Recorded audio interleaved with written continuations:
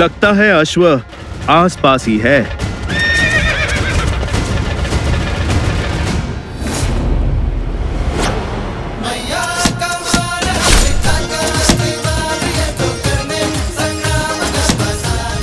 भागो तुम लोग।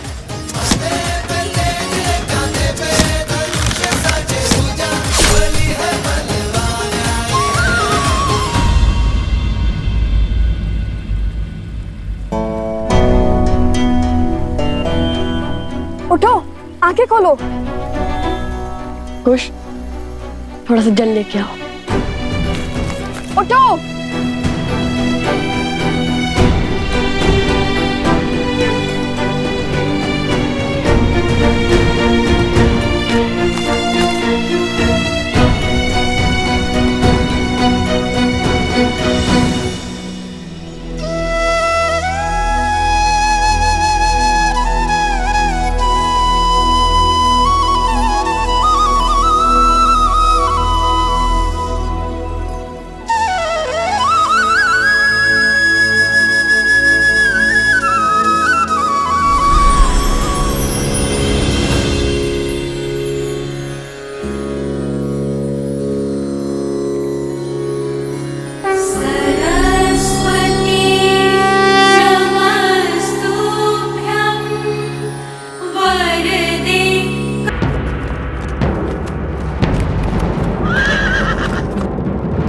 अश्वचयन की पूजा से पहले ऐसी घटना घोर अपशकुन है राम। अब कैसे चुनेंगे अश्व? कोई बात नहीं, बचे हुए अश्वों में से ही किसी एक का चुनाव कर लेते हैं।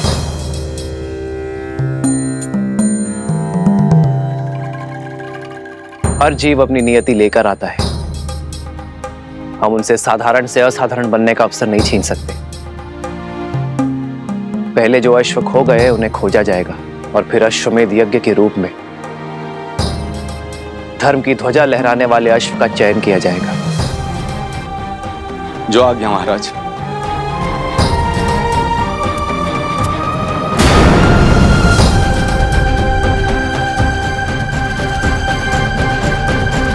ध्यान से सुनो, तुम सब यही रुको और इन वृद्ध दंपति की रक्षा करो। मैं और भैया उन दुष्टों से इनकी पुत्री को बचा कर लाते हैं। आप चिंतित ना हो, निश्चिंत रहिए, शीघ्र ही आपकी पुत्री यहाँ होंगी। आयुष्मान। चलिए भैया। भैया, सोमकर को भी ले चले। क्यों? तुमने तो कहा था कि मैं सदा फंस जाता हूँ। तभी तो साथ ले जा रहे हैं। हमारी दृष्टि के सामने फंसोगे तो हमें तुम्हें बचाने में सरलता होगी। यहाँ आए और पता चला तुम खो गए, फिर कहाँ खोजते रहेंगे तुम्हें। चलो अब।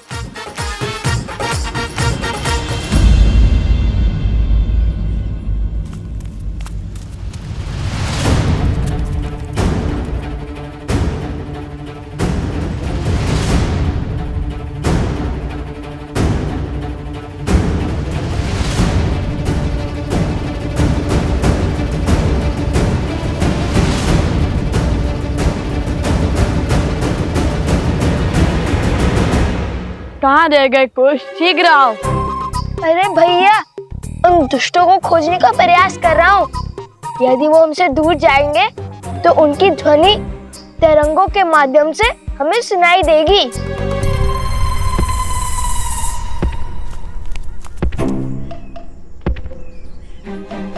कुछ सुनाई दिया? हाँ हाँ, बहुत स्पष्ट तरंग आ रही है उत्तर की ओर से।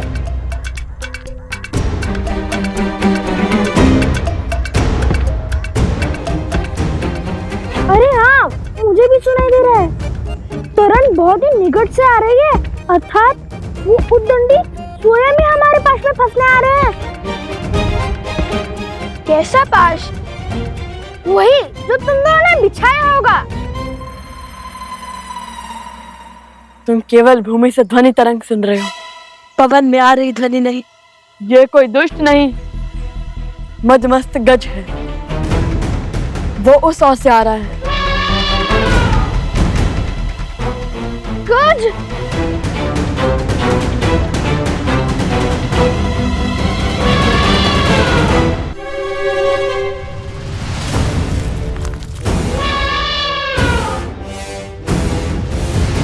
तैयार?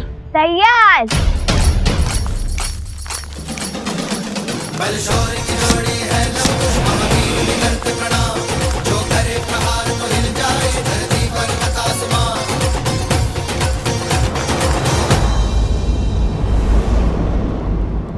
अपने पुत्रों पर मंडराते संकट का आभास हो रहा है मुझे ऋषिवर। सोचा भगवान वाल्मीकि से बात करूं, किंतु वो ध्यान में लीन है। आप निश्चिंत रहिए, मैं भगवान वाल्मीकि से बात करूंगा। आप अपनी कुटिया में विश्राम कीजिए, मैं अति शीघ्र भगवान वाल्मीकि का संदेश आप तक लेकर आता हूं।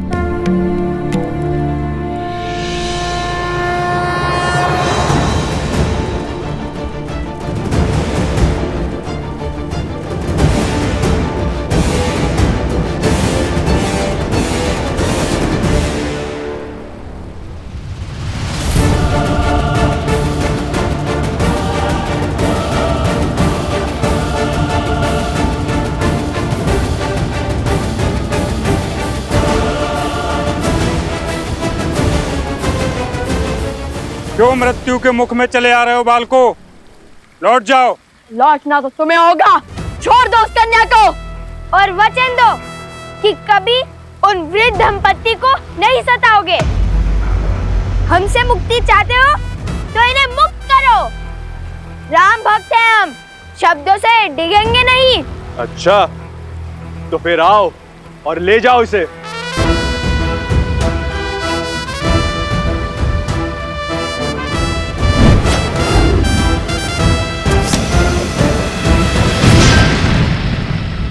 वचन देकर पाप किया है तुमने, दुष्ट से अधर्मी बन गए हो।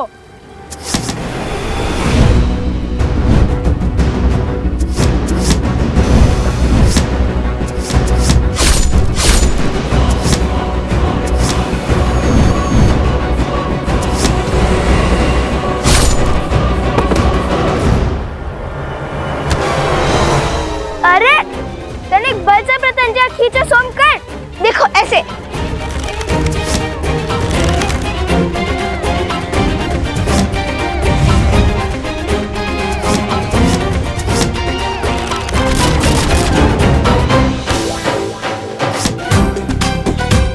सोमकर्ण, अगर तुम उन दुष्टों की तरफ हो तो अभी बता दो। सब कुछ कितना शुभ चल रहा था हमारे राम राज्य में, अकस्मात क्या हुआ? हाँ गुरुवर, ये सब क्या हो रहा है? कदाचित देवता इस यज्ञ से प्रसन्न नहीं है।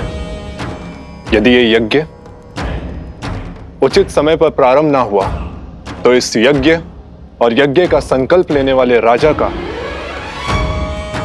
कोई मूल्य नहीं रहेगा। बस अब इससे अधिक मैं और कुछ नहीं कह सकता। सबका भला हो।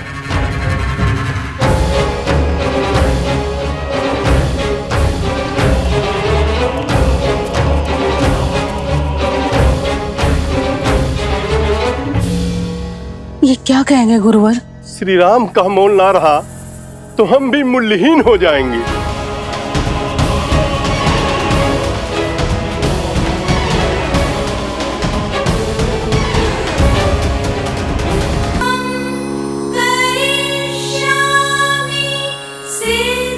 प्रणाम माता सरस्वती। लवकुश, तुम दोनों ने ही पराक्रम की प्रकाष्ठा पार की है। मैं तुम दोनों से ही अत्यंत प्रसन्न हूं।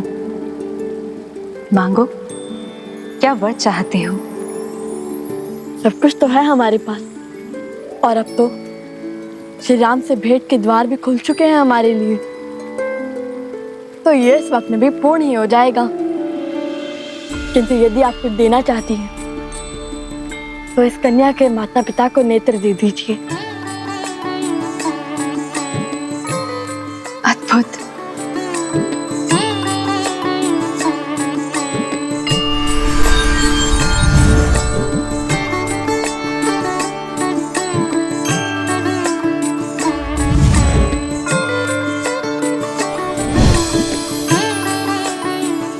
ये भगवान विष्णु का प्रतिरूप दिव्य शालिग्राम है। ये उस दंपत्ति को दे देना, उनकी दृष्टि लौट आएगी।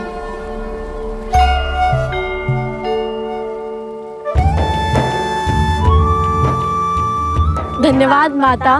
कोटि कोटि धन्यवाद। तुम दोनों ने अपना स्वार्थ छोड़ के दूसरों का कल्याण चुना। तुम दोनों का अपनी इच्छाओं पर पूर्ण नियंत्रण है। ये दुष्ट तुमने परास्त किया है, ये इच्छाओं का स्वरूप है। कुछ समझ नहीं आया माता। धर्म के 4 पग हैं। सत्य पूर्ण होने से 3 पग रह गए थे। जब धर्म का एक और पग टूटेगा, अर्थात त्रेता पूर्ण होगा और द्वापर युग का आरंभ होगा, धर्म का पालन करना अधिक कठिन हो जाएगा। जिस वृद्ध दंपत्ति की तुमने सहायता की, वो योग एवं भक्ति के प्रतिरूप है।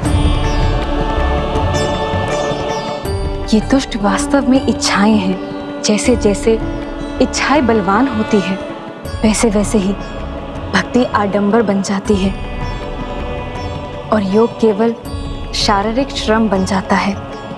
स्मरण रखना लवकुश, जिसका मन मर्यादा में हो वो पुरुषोत्तम होता है। मर्यादा पुरुषोत्तम तो श्री राम है, और जब तक वो इस भूमि पर है, धर्म को किसका भय?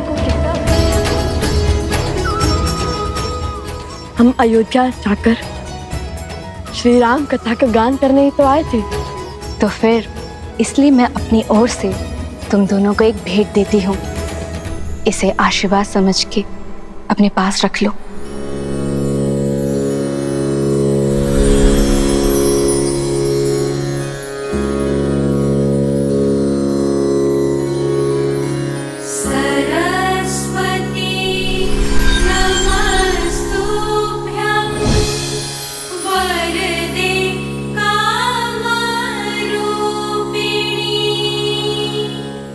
कला अंतर मन के भाव को स्पष्ट करती है और ये वीणा तुम्हारे मन के भावों को ध्वनि देगी। इस वीणा के साथ राम कथा का गायन करोगे, वो कथा समय के अंत तक अमर हो जाएगी। धन्यवाद माता। कोटि कोटि धन्यवाद।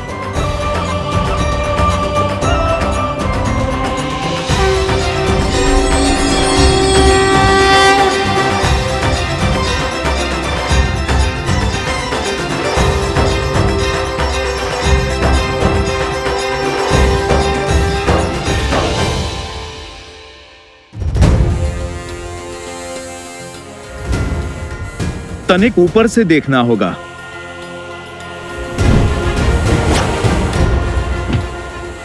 जय श्री राम।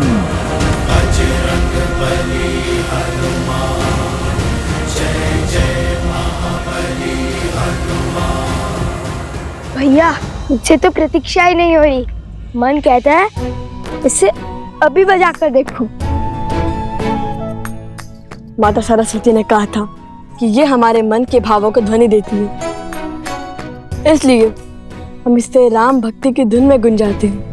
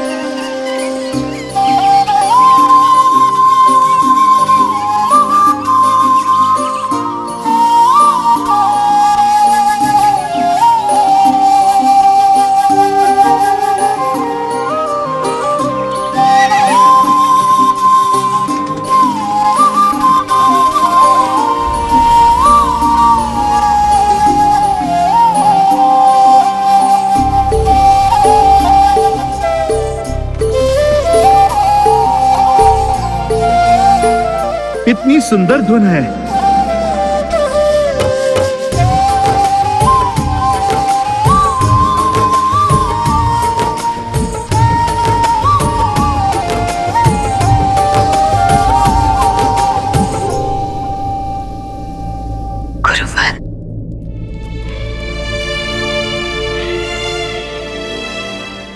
गुरुवर, मेरे लव कुश ठीक तो है ना? क्या कहा भगवान वाल्मीकि ने? सब कुशल मंगल है देवी। वैसे भी जब पिता के कार्य में पुत्र निमित्त बने तो उससे अधिक शुभ और क्या हो सकता है। भैया, ये अश्वतनिक अशांत लग रहा है। वो इसलिए क्योंकि अश्व हमेशा वन में वृक्षों के बीच टोली में घूमते हैं ताकि उनकी रक्षा हो सके, और ये अश्व अकेला है, वृक्षों से भरे वन में विचरण कर रहा है। सिंहों का आखेट बन सकता है। क्या पता ये अश्विन कुमार में से एक हो। वैसे भी पग पग पर हमारी परीक्षा हो रही है।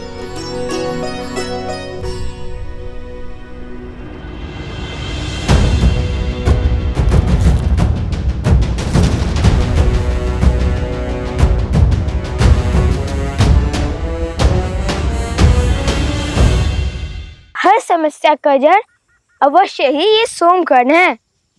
जब भी हमारे साथ रहता है तब कोई ना कोई संकट आ पड़ता है। नहीं नहीं, सत्य कुछ और है। जब जब मैं तुम दोनों के साथ रहता हूँ तब तब मुझ पर विपत्तियों का पहाड़ आ पड़ता है।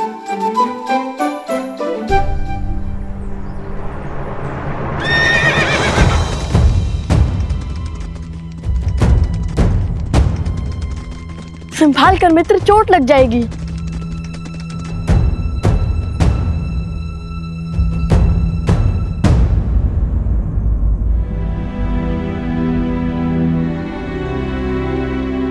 अति उत्तम भैया।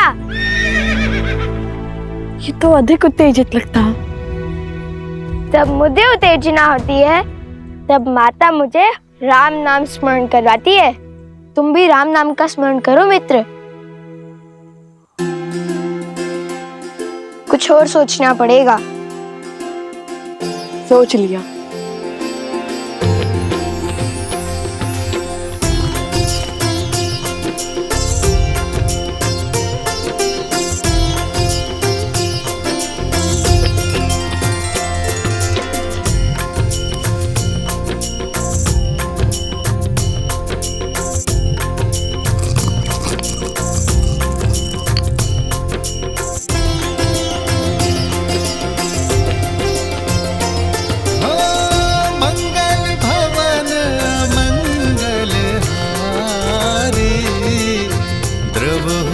दशरथ अजर बिहारी होई सोई जो राम रचि राखा को करी तरन बढ़ावे साखा। अद्भुत युक्ति लगाई भैया, किंतु श्री राम के नाम के साथ माता सीता का भी नाम लिखकर देखिए, संपूर्ण रूप से शांत हो जाएगा।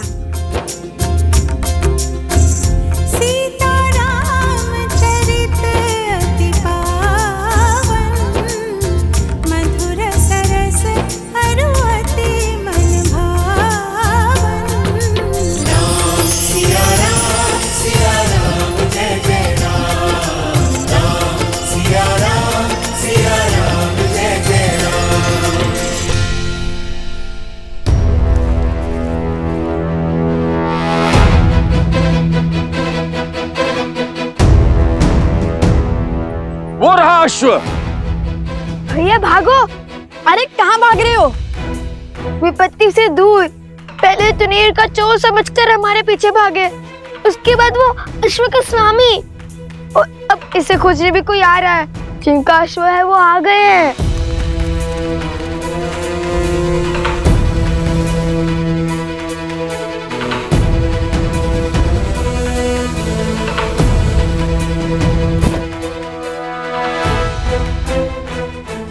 हम चलते हैं, कहीं हमें अश्व चोर ना समझ लिए। इन्हें समझाने लगे तो अयोध्या जाने का अवसर छूट जाएगा। बात तो उचित है।